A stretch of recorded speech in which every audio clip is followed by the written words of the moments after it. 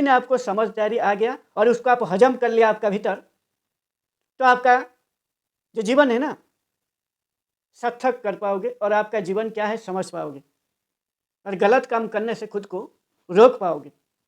उस दिशा में आपका मन नहीं जाएगा। देखिए लालच क्या है, आप बस में जाते हो और एक अच्छा सा एक हार डाला है, सोने का हार, एक व्यक्ति, आप देखा उसका प्रति आपका लालच आ गया। और लालच इसलिए आता है आदमी का भीतर, खुद उसको कमा नहीं पाएगा, खुद उसको खरीद नहीं पाएगा, खुद का औकात नहीं है। जब खुद का औकात नहीं है, खुद का बाहर वो चीज़ है, इसलिए आपका लालच पनपेगा, आपका भीतर लालच बनेगा, फिर आपको वो उसका आएगा, उसकी तरफ आकर्षित करेगा, फिर आप जाओगे उसका हार को लेके भागोगे, फिर आप चोर हो जाओगे, ये जो गलत काम किया, फिर बाद में आपको पुलिस पकड़ेगा, सजा देगा, फिर समाज में आपका जो भी का नाम था वो बिगड़ जाएगा। इसीलिए जो लालच है ना, आपको समझना है बस। वो जो सोने का हार है, बस सोने का हार, वो हार डाला है उसका गले में, वो सुंदर लगता है, बस हार है और कुछ नहीं, मिट्टी का जैसा है, इतना ही समझना है। यदि आप समझ पाओगे तो आपका उसका प्रति आप लालायित नहीं होंगे, फिर आपको कोई भी गलत काम करने के लिए आपका मन आपको नहीं उस्काएगा। इसीलिए लालच को और लोभ है दोनों को जान के यदि समझदारी आ गया, समझ लिया अच्छा से, फिर आपको इधर हजम कर लोगे, बाद में कोई गलत काम नहीं करोगे। दूसरा है कुटिलता। कुटिलता बहुत ही गंदी चीज़ है। कुटिलता का मतलब है आप वो व्यक्ति बहुत ही धूर्त है, चालाक है, और जो व्यक्ति धूर्त चालाक है, दूसरा आदमी को कैसे फंसाना है उसका चाल में उसको बारीकी से मालूम है। कोई भी काम करके, कोई भी बात कर बोल के या कोई भी वस्तु दे के उस व्यक्ति को जैसे तैसे उसकी जाल में फंसा देगा। और इसके लिए इतना शातिर तरीके में वो बात बोलेगा, वो झूठ बोलेगा लेकिन आपको सच लगेगा। उसको बारीकी से मालूम है कैसे बोलना है, क्या चीज़ कौन सा परिस्थिति में मेरे को एक्टिंग करना है, उसको बारीकी से मालूम है, जिसका अंदर कुटिलता भरा होगा। और कुटिलता का देखो, ये जो रावण है कितना ज्ञानी था, सभी ज्ञान पूरा उधर उसका अंदर भरा था, ब्राह्मण भी था।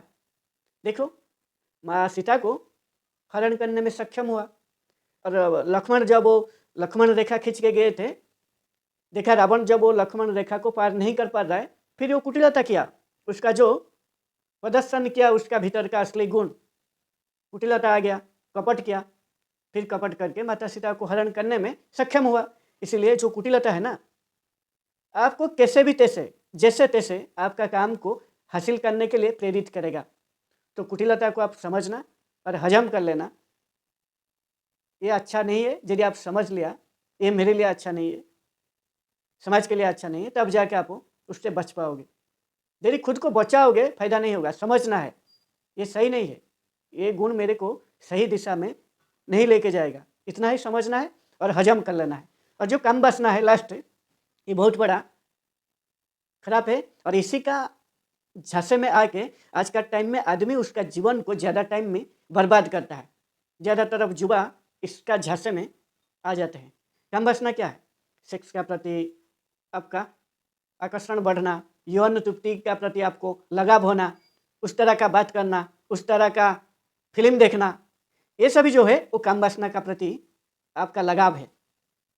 और ये काम वासना यदि आपका भीतर आ गया, फिर आप जो भी औरत को देखोगे, फिर आपके उसकी तरफ आपका आप उसको एक शरीर की तरफ, शरीर की जैसा नहीं देखोगे, आपको शरीर नहीं लगेगा, फिर आप देखोगे एक भोग का चीज़, यानी भोग करने की वस्तु लगेगा, भोगने की चीज़ आपको लगेगा औरत। फिर आपकी गलत इरादा होगा, कोई ना कोई गलत इशारा, कोई ना कोई गलत काम करोगे। बस आपको इतना ही समझना है, औरत का जो शरीर है वो एक शरीर है, मेरा जैसा है शरीर है, उनका भी वो शरीर है, और प्रकृति उनको कुछ खास चीज़ दिया हुआ है जिससे वो संसार को आगे बढ़ाने में मदद करते हैं, पेट में बच्चा को पाल के पैदा करने में सक्षम होते हैं, और इसीलिए जो चीज़ चाहिए प्रकृति दिया है। बस इतना यदि आप समझ पाओगे तो फिर आपका जैसे आपका शरीर को आप देख रहे हो, कोई भी औरत का शरीर को जब आप देखोगे, औरत को देखोगे तो आपको ऐसा ही आपका शरीर का जैसा लगेगा। फिर आपका जो काम वासना है पूरा खत्म हो जाएगा। खत्म होगा मतलब पूरा निम्न स्तर हो जाएगा, देखने से आपका कोई काम वासना नहीं जागेगा।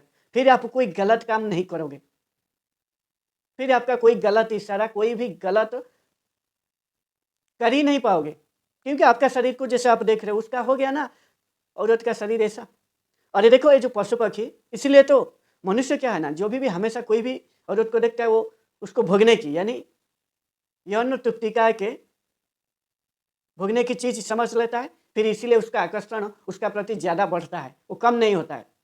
और पशु पक्षी को देखो, उनका एक टाइम होता है, उनका एक ऋतु होता है, वो ऋतु में बस उनका जो काम वासना जागता है और वो उनका काम करके उनका जो पीढ़ियों को प्रकृति का जो नियम है उसी का हिसाब से चलते हैं।